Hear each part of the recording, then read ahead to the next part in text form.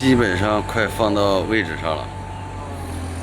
哎，这怎么又掉下来？调整位置了，调整差不多了，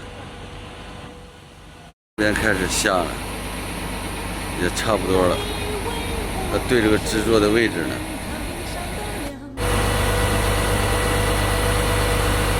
这就剩也就是3、4公分了，只要位置对好了，这片梁也就下完了。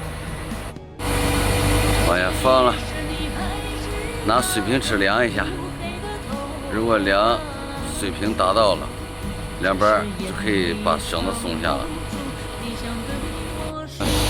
这回位置应该调整好了，应该可以放下了。放了。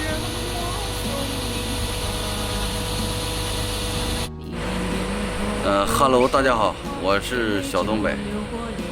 这2个雕机已经把梁板雕过来了，已经放到制作上，等待电焊工焊一下就结束了，就可以栽绳子了。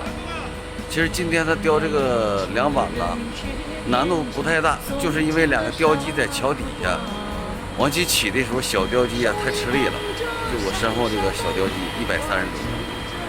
那好了，今天的视频先给大家拍到这儿。